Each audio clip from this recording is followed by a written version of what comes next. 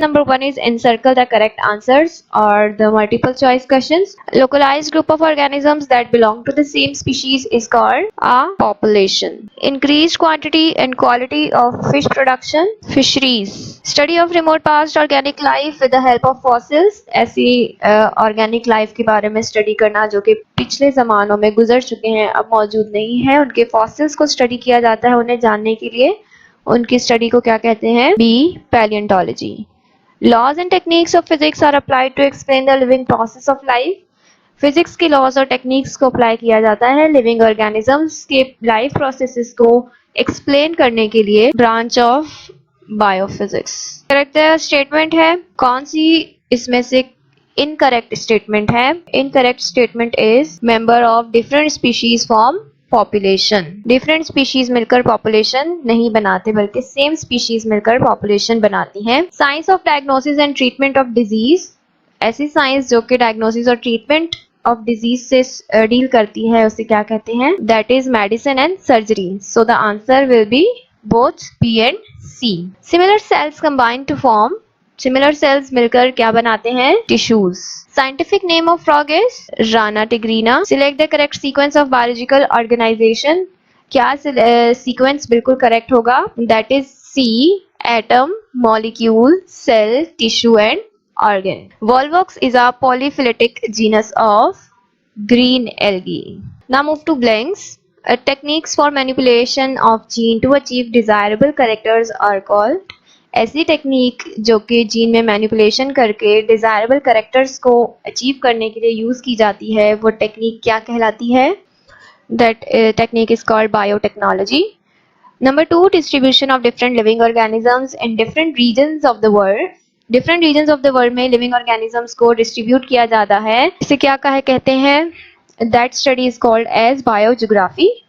The part of agriculture for the development of new varieties of plants and their fruit is part of agriculture जो कि new varieties of plants और उनके fruits के लिए use की जाती है उन्हें क्या कहते हैं? That is called horticulture. Bio elements considered as vital for life are dash in number.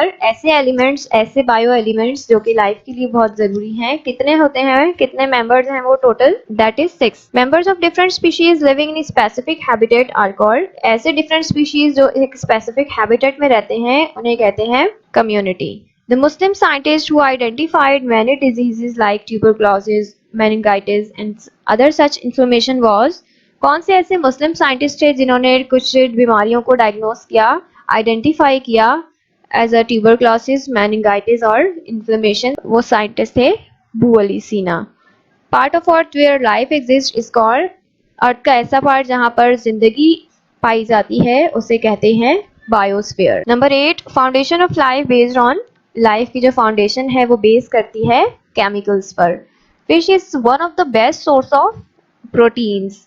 Radio labeling and carbon dating also show some uses of radioactive isotopes in determining the dash of fossils. Radio labeling या carbon dating को हम use करते हैं fossils की age find करने के लिए। Here some notes of the exercise of chapter 1. यहाँ मैंने सिर्फ answers ही mention किए हैं, blanks के भी और MCQs के भी।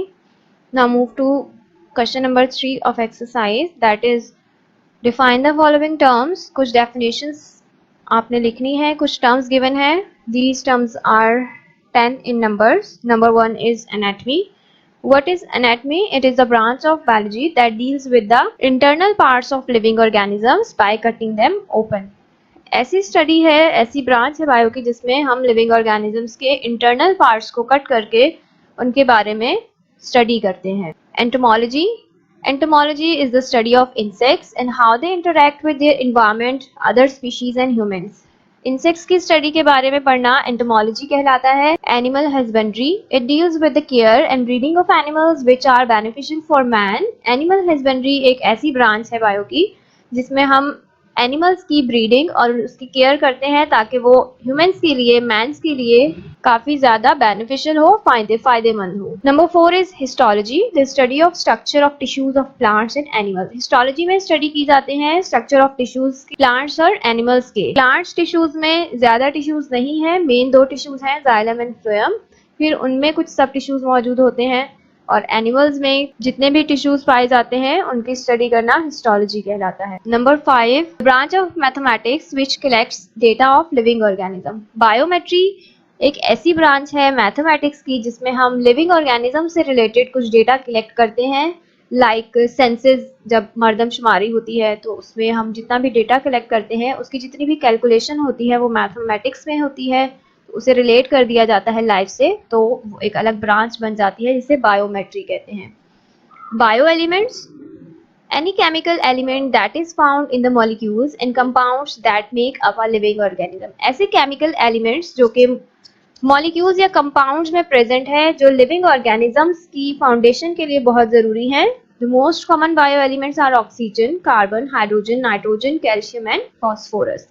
These 6 bioelements are the most common for the foundation of life. Number 7 is immunology, the branch of biology that concerned with immunity। ऐसी ब्रांच जो कि इम्यूनिटी से कंसर्न करती है, इम्यूनिटी से डील करती है।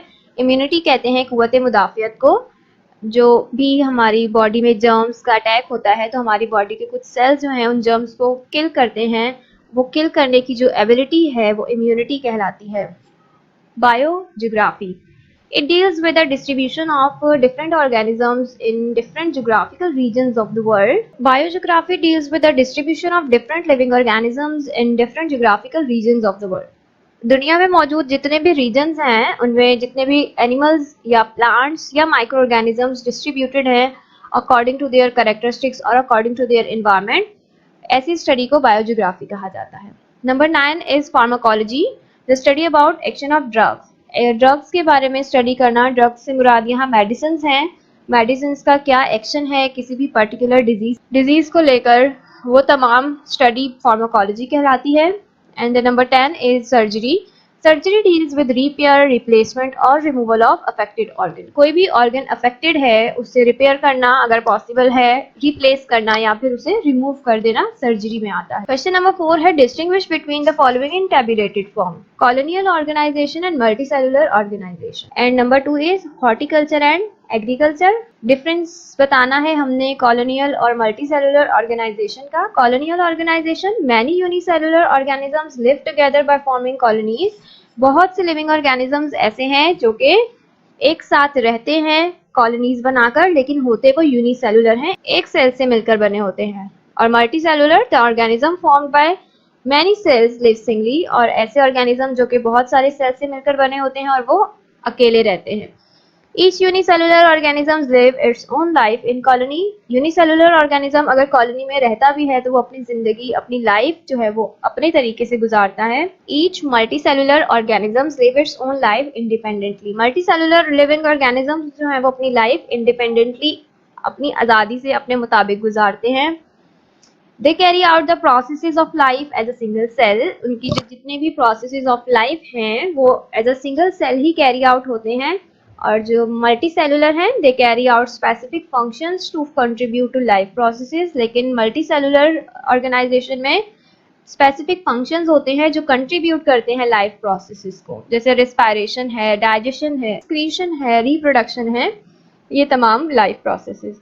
Volvox is a green alga, an example of colonial form of organisation. जो वॉल्वॉक्स है, ग्रीन एल्गी है, वो एग्जांपल है कॉलोनियल फॉर्म की, क्योंकि वॉल्वॉक्स जो है वो कॉलोनी बनाकर रहते हैं, बिल्कुल सर्कुलर सी इनकी कॉलोनी होती है और बहुत सारे इंडिविजुअल वॉल्वॉक्स मिलकर वो कॉलोनी बनाते हैं। Frog and mustard plants are example of multicellular organisation, और फ्रॉग एंड मस्टर्ड प्लांट जो है वो मल्टीसेलुलर ऑर्गेनाइजेशन की एग्जांपल है। Number 2 is agriculture and horticulture. क्या डिफरेंस है दोनों में? Agriculture is a practice of farming and cultivation in order to produce food. Agriculture एक प्रैक्टिस है फार्मिंग या कल्टीवेशन की ताकि प्रोड्यूस किया जा सके खाना, फूड, सीरियल क्रॉप्स या फ्रूट्स वगैरह। And horticulture is act of cultivating a garden for fruits और vegetables and also maintaining it. और हॉर्टिकल्चर क्या है? एक एक्ट है कल्टीवेट करना गार्डन को फ्रूट्स के लिए या वेजिटेबल्स के लिए और उसे मेंटेन रखना। यूजुअली एग्रीकल्चर कॉस्ट मोर, जो एग्रीकल्चर है उसमें बहुत ज्यादा खर्चा आता है। And horticulture is normally less expensive, और हॉर्टिकल्चर जो है वो कम महंगा होता है, सस्ता होता है as compare to agriculture. Agriculture is mainly taken up as occupation by people. Agriculture को एज अ ऑक्यूपेशन लिया जाता है। And horticulture is opted for occupation as well as leisure. लेकिन हॉर्टिकल्चर को मुंतखब किया जाता है ऑक्यूपेशन के तौर पर भी और उनका लेजर के लिए भी। जैसे किसी की हॉबी होती है गार्डनिंग करना, तो वो अपने गार्डन को अच्छे से मेंटेन करके रखते हैं फ्रूट्स या वेजिटेबल्स के लिए, तो वो हॉर्टिकल्चर में इंक्लूड होता है। Agriculture has a large scale of operation and horticulture has a small scale of operation. Agriculture को बड़े पैमाने पर किया जाता है, जबकि हॉर्टिकल्चर जो है वो छोटे से स्मॉल स्केल पर किया जा सकता है। छोटी सी जगह पर आप गार्डन बना सकते हैं। Agriculture yields a higher output. Agriculture से हमें बहुत ज्यादा आउटपुट मिलता है and less output as compare to agriculture. और हॉर्टिकल्चर में हमें बहुत कम आउटपुट मिलता है, क्योंकि एग्रीकल्चर के लिए बहुत ज्यादा लैंड रिक्वायर्ड होती है, बहुत बड़े पैमाने पर उसे किया जाता है, जबकि हॉर्टिकल्चर जो है वो स्मॉल एरिया लेकर उस पर ही किया जाता है, उसी पे फ्रूट्स या वेजिटेबल्स उगाए जाते हैं, तो वो हमें आउटपुट भी कम देता है। Question number 5 is the short answering questions. Basically these questions are reasoning questions. So number 1 is why subject biology is named as multi-dimensional subject. Bio को हम multi-dimensional subject क्यों कहते हैं? Biology is named as multi-dimensional subject because it linked with other sciences. क्योंकि biology दूसरे sciences के साथ link करती है, इसीलिए हम इसे multi-dimensional कहते हैं या multidisciplinary भी कहते हैं। For example, the movement of animals follows laws of motions of physics. जो एनिमल्स की मूवमेंट है वो लॉज ऑफ मोशंस को फॉलो करती है फिजिक्स के, इसीलिए इसी तरह और बहुत से, जैसे बायोफिजिक्स हो गया, बायोमेट्री है, बायोटेक्नोलॉजी है, बायोकेमिस्ट्री है, ये तमाम चीजें जो बायो के साथ लिंक कर जाती हैं, इसी वजह से बायो जो है वो एक मल्टी डायमेंशनल सब्जेक्ट बनकर हमारे सामने आता है। Number 2 is how farming profession helps Mankind. Farming profession जो है वो कैसे इंसानों के लिए हेल्पफुल है। In this profession, the development of different kinds of farms takes place, such as fish farm, cattle farm, poultry farm, etc. इस profession में, इस पेशे में डेवलपमेंट की जाती है डिफरेंट काइंड्स ऑफ फार्म्स की। बहुत तरह के फार्म्स होते हैं, जैसे कि फिश फार्म है या कैटल फार्म है, जहाँ पर हम गाय, बकरियां या भैंस वगैरह पालते हैं। इसके अलावा पोल्ट्री फार्म है, जहाँ चिकन की प्रोडक्शन, चिकन की देखभाल की जाती है, ब्रीड करवाया जाता है ताकि हमें ज़्यादा अमाउंट में एग्स या मीट मिल सके। To create better crop diversity for human health and food security, farmers are working to create markets for new crops. इसी तरह जो crop diversity है, जो फसलें हैं गंदम की, बाजरे की, जौ की, उसमें भी डाइवर्सिटी के लिए ह्यूमन हेल्थ और ह्यूमन की जो सेहत है, इंसान की सेहत को मद्देनजर रखते हुए जो फार्मर्स होते हैं वो बहुत बड़ी एक मार्केट क्रिएट कर रहे हैं, उस पर काम कर रहे हैं ताकि ज़्यादा से ज़्यादा न्यू वैरायटीज ऑफ क्रॉप्स मिल सके। Sustainable farming methods create better food diversity, preserve water with more efficient facilities and encourage better livestock health. और इसके अलावा जो फार्मर्स हैं वो ज़्यादा से ज़्यादा अपडेटेड मेथड्स को यूज़ करते हैं, ज़्यादा अच्छी फूड प्रोडक्शन के लिए ज़्यादा अमाउंट में वाटर को स्टोर किया जाता है, और जितने भी लाइव स्टॉक है उनके पास, जो उन्होंने पाल रखे हैं जानवर, उनकी हेल्थ पर भी बहुत ज्यादा काम किया जा रहा हो। Number 3 is why species is called as smallest taxonomic level. Species को सबसे छोटा टेक्सोनोमिक लेवल क्यों कहा जाता है? The species is the smallest unit of taxonomic level of organisation. All the individual members belonging to particular species shows all similar characters and produce similar type of organism. जितने भी individual members हैं जो कि particular species से belong करते हैं, उनमें similar characters पाए जाते हैं और similar type की production होती है, उनकी interbreeding होती है, similar type के organisms को produce करते हैं, इसीलिए इन्हें smallest unit कहा जाता है। How population is different from community? Community से कैसे different है population? A population is a group of single species living in a certain area at a certain time. ऐसे ग्रुप है population का जिसमें single species रहती हैं एक particular area पे और एक particular time. Means similar type of species रहती हैं, similar type of species मिलकर एक ग्रुप बना लेती हैं. For example, a group of parrots living on a tree. एक parrots का ग्रुप है जो एक दरख्त पे रहता है, तो वो parrot की population कहलाएगा. While the members of different species living in specific habitat are called as community, जबकि different types of species जब मिलकर एक जगह पर रहेंगे तो वो उनकी community होगी. For example, a group of different kinds of birds living on a tree. एक tree है जिसमें different kinds of birds रहते हैं, जैसे group of parrots है, group of sparrows है, group of eagles है, group of finches है, तो ये तमाम different groups जो है वो मिलकर एक community बना रहे हैं. Number 5 is how new varieties of plants are produced. Plants की न्यू वेराइटीज किस तरह से प्रोड्यूस की जाती हैं। Horticulture is the part of agriculture in which work is carried out for the development of new varieties of plants and their products. Horticulture जो है वो पार्ट है एग्रीकल्चर का, लेकिन इसमें कुछ काम किया जाता है ताकि ज़्यादा से ज़्यादा न्यू वेराइटीज को बनाया जा सके प्लांट्स की, और उनसे अच्छी प्रोडक्शन हासिल की जा सके, कम वक्त में ज़्यादा यील्ड मिल सके, ज़्यादा प्रोडक्शन मिल सके और कुछ न्यू हो, डिजीज़ ना हो ऐसे प्लांट्स और एनिमल्स में। तो ये जितना भी काम किया जाता है न्यू वैरायटीज़ के लिए प्लांट्स में, वो हॉर्टिकल्चर के जरिए किया जाता है। हॉर्टिकल्चर में कुछ टेक्निक्स यूज की जाती हैं। Number 6 is draw label diagram of frogs digestive system. Frog के डाइजेस्टिव सिस्टम की डायग्राम आपने ड्रॉ करनी है, लेबल करनी है। Digestive system of frog. The heart is not the part of digestive system, so there is no need to draw the heart. Otherwise, the esophagus, liver, stomach, intestine, rectum, cloacal aperture, cloaca, urinary bladder, ureter, kidney, fat bodies, lungs, gallbladder. So यहाँ पर kidney, ureter भी digestive system का part नहीं है, heart भी part नहीं है, fat bodies भी डाइजेस्टिव सिस्टम का पार्ट नहीं है। Digestive system is basically called as alimentary canal, जो कि माउथ से स्टार्ट होके क्लोइकल अपरेचर तक एंड हो जाता है। एक्सरसाइज का क्वेश्चन नंबर 6 है detail answers of the following questions. 3 questions हैं, इनके आपने डिटेल में आंसर्स देने हैं, लॉन्ग आंसर्स हैं। So question number 1 is describe the role of Muslim scientists in the field of biology. Bio में Muslim scientists का क्या रोल था? The Muslim scientists have played great role in the development of biological science. They began experiments and observations from the 1st century of Hijrah. Following are some details about the important Muslim scientists who made significant contribution towards development of biology. Number 1 is Jabir bin Hayyan. Jabir bin Hayyan का life span 722 से लेकर 817 AD तक है। He was born in Iran. Iran में पैदा हुए। He worked in the field of chemistry but he also wrote a number of books on plants and animals. इनका जो फील्ड वर्क था वो केमिस्ट्री के लिए था, लेकिन उन्होंने प्लांट्स और एनिमल्स में भी काफ़ी सारी बुक्स लिखी। इनकी बुक अल नबातियात एंड अल हैवान जो है वो इनकी 2 फेमस हुई थी बुक प्लांट्स और एनिमल्स के लिए। अब्दुल मलिक असमई, इनका लाइफ स्पैन 741 से 828 तक है और he was a great zoologist and wrote many books on animals like Al-Khil on horse, Al-Ibil on camels, Al-Shat on sheep, Al-Wahush on wild animals and Khalaqul Insan on different parts of human body and their functions. Great zoologist माने जाते थे उस वक्त के। उन्होंने काफ़ी सारी books लिखी एनिमल से रिलेटेड, लाइक हॉर्स पर इनकी पूरी एक बुक है, कैमिल से रिलेटेड पूरी बुक है, शीप से रिलेटेड है, वाइल्ड एनिमल से रिलेटेड है और ह्यूमन के डिफरेंट पार्ट से रिलेटेड। अबू अली सीना, इनका लाइफ स्पैन है 980 से लेकर 1037। ये इन तमाम साइंटिस्ट से काफ़ी बाद में आए। He was the greatest of all the Muslim scientists and considered as the founder of medicine. तमाम मुस्लिम साइंटिस्ट में सबसे ज़्यादा ग्रेटेस्ट थे और इन्हें फाउंडर ऑफ मेडिसिन भी कंसिडर किया जाता है। He identified many diseases. इन्होंने काफ़ी सारे डिजीजेस को आइडेंटिफाई किया, जैसे कि ट्यूबरक्लोसिस, मेनिंगाइटिस और काफ़ी सारी इंफ्लेमेशनल डिजीजेस को। He also worked in the field of mathematics, astronomy, physics, paleontology and music.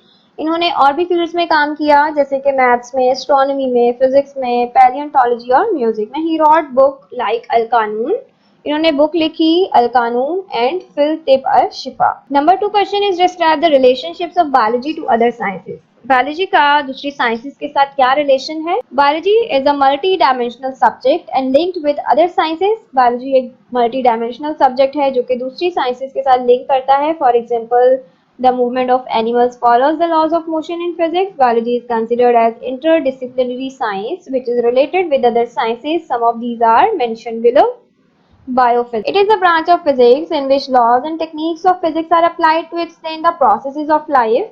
The radiophysics branch where radioactive isotopes are used to trace the translocation of different materials within the organisms. एक radiophysics branch है जिसमें radioactive isotopes की मदद ली जाती है बहुत से materials को लोकेट करने के लिए, ट्रांसलोकेट करने के लिए, एक जगह से दूसरी जगह ले जाने के लिए। ऑर्गेनिजम्स के अंदर radio labelling and carbon dating also show some uses of radio active isotope. Radio labelling या कार्बन डेटिंग को यूज किया जाता है रेडियो एक्टिव आइसोटॉप्स के जरिए उनकी एज फाइंड करने के लिए, फॉसिल्स की एज फाइंड करने के लिए। इसके अलावा यूजेस ऑफ साउंड वेव्स को यूज किया जाता है as ultrasound and laser technology show relation of physics with biology. और इसके अलावा लेजर टेक्नोलॉजी यूज की जाती है फॉर एग्जांपल कैंसर या फिजियोथेरेपी जो होती है, कैंसर की ट्रीटमेंट के लिए लेजर थेरेपी की जाती है, तो वो भी फिजिक्स का लिंक जोड़ देती है बायो के साथ। बायो मैथमेटिक्स और biometry, branch of mathematics which collects data of living organisms. It plays very important role in research.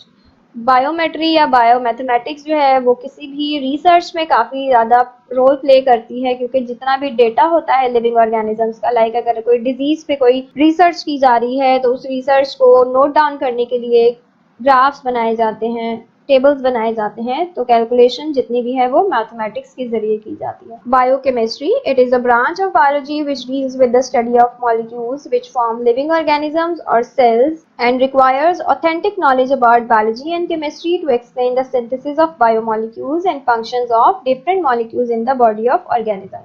Biochemistry जो है बायो की ब्रांच है जो कि केमिकल से रिलेटेड स्टडी, जो ऑर्गेनिजम्स के अंदर केमिकल रिएक्शंस चल रहे हैं, जैसे हम रेस्पिरेशन कर रहे हैं तो केमिकल रिएक्शन हो रहा है, डाइजेशन हो रही है बॉडी में तो केमिकल्स का रिएक्शन हो रहा है। इसके अलावा जितने भी बायोमोलिक्यूल्स बन रहे हैं सेल्स के अंदर, उन तमाम की स्टडी बायोकेमिस्ट्री में की जाती है। Biogeography, it deals with the distribution of different living organisms in different geographical regions of the world. Many living organisms are restricted to particular geographical regions due to environmental conditions. जितनी भी living organisms की distribution है वो geographical regions के through की जाती है, उन बेसिस पर की जाती है जैसा वहाँ का एनवायरमेंटल कंडीशन है। कुछ ऐसे पर्टिकुलर ऑर्गेनिजम्स हैं जो कि पर्टिकुलर एनवायरनमेंट में ही सर्वाइव कर सकते हैं, तो वो जिस रीजन से भी बिलोंग करते हैं उसके बारे में जो भी क्लासिफिकेशन है वो बायोजियोग्राफी में होती है। Bioeconomics, the deals with the economical important organisms involve in production. ऐसे इकोनॉमिकल इम्पॉर्टेंट ऑर्गेनिजम्स जो कि हमें ज़्यादा से ज़्यादा अमाउंट में प्रोडक्शन करके इकोनॉमिकली फ़ायदा पहुंचाते हैं, जैसे मीट प्रोडक्शन है या एग्स हैं, या इसके अलावा लेदर वगैरह जितना भी हमें मिलता है एनिमल से, उन्हें हम किस तरह से एक्सपोर्ट करके अपनी कंट्री की वैल्यू बढ़ा सकते हैं, प्रॉफिट वैल्यू या कॉस्ट वैल्यू को कैलकुलेट कर सकते हैं। नंबर 3 इज द डिस्ट्रीब्यूशन और describe the level of organisation. Level of organisation क्या है? The levels of organization in living world are based on chemical foundation. Chemical foundation पे base करते हैं। All the living organisms are made up of cells.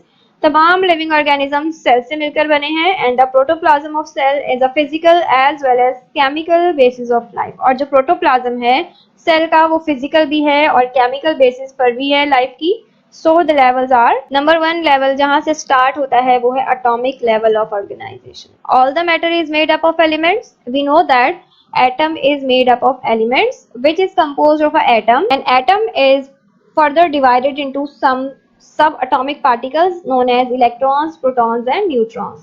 So there are more than 100 kinds of elements, and among these 16 elements are called as bioelements which are vital for life. जितने भी elements discover किए जा चुके हैं उनमें से 16 elements ऐसे हैं जो बायो एलिमेंट्स वाइटल हैं, और उनमें से 6 एलिमेंट्स ऐसे हैं जो कि लाइफ की बेसिक एलिमेंट्स कहलाते हैं। For example carbon, hydrogen, oxygen, nitrogen and sulphur and phosphor. Next level आता है एटम के बाद molecular level. Molecules are formed by the binding of atoms. बहुत सारे एटम्स मिलकर मॉलिक्यूल बनाते हैं, और ये ऑर्गेनिक मॉलिक्यूल्स जो है सेल के, उन्हें बायो मॉलिक्यूल्स भी कहा जाता है। These are constructed in great variety and complexity. They are classified as micromolecules and macromolecules. कुछ मॉलिक्यूल्स माइक्रो होते हैं, फिर वही माइक्रो मिलकर मैक्रो मॉलिक्यूल्स बना देते हैं। For example glucose, amino acids, fatty acids micro molecules हैं, जबकि carbohydrates, proteins, lipids are macro molecules. So the units of micromolecules combine together to form macromolecules. Number 3 level is cellular level of organization. The biomolecules when work together in the form of suspension, it is called protoplasm. जब biomolecules work करते हैं आपस में suspension में, in the form of suspension, so they form it protoplasm. Protoplasm is the combination of organic and specific inorganic substances. Protoplasm जो है वो combination है ऑर्गेनिक और सम स्पेसिफिक इनऑर्गेनिक सब्सटेंसेस का। When protoplasm work in the form of unit, जब protoplasm पूरा एक unit में वर्क करता है तो वो सेल कहलाता है। Cell is the basic unit of living organisms. When similar type of cells organizes together in a group, they form tissues, and different types of tissues arranged in a particular manner to work together called organs.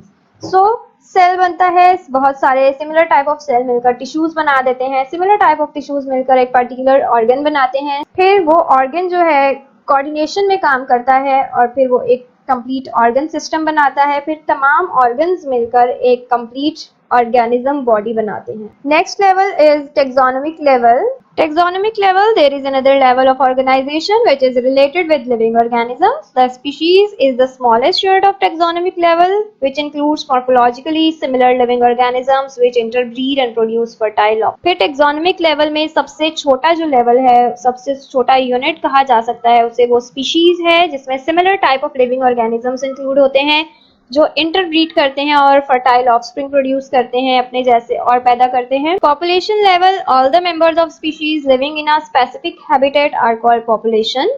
ऐसे तमाम member species के, different species के जो एक साथ एक जगह पर रहते, ऐसे तमाम मेंबर स्पीशीज के जो एक जैसे होते हैं, एक ही जगह रहते हैं, उन्हें पॉपुलेशन कहा जाता है।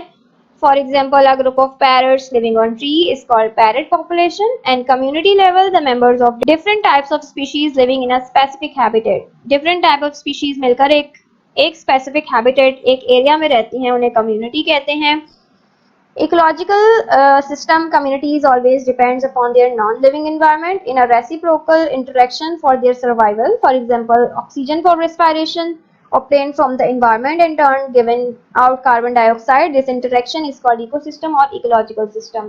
जितनी भी communities हैं different type of species मिलकर बनाती हैं, उन्हें जिंदा रहने के लिए, survive करने के लिए अपने नॉन लिविंग एनवायरनमेंट पे डिपेंड करना पड़ता है। जैसे कि हमें जिंदा रहने के लिए ऑक्सीजन की ज़रूरत है और ऑक्सीजन एक नॉन लिविंग फैक्टर कह सकते हैं हम इसे, जो हमारी लाइफ के लिए बहुत ज़्यादा नेसेसरी है। इसी तरह लाइट है, वाटर है, सॉइल है, रॉक्स हैं, ये तमाम चीज़ें जो नॉन लिविंग हैं वो लिविंग के साथ इंटरैक्ट में रहती हैं, इंटरेक्शन करती हैं, और इसी को हम इकोलॉजिकल सिस्टम या इकोसिस्टम भी कहते हैं। And the last level is biosphere. The part of earth where life exist is called biosphere. It consist of different kinds of ecosystem.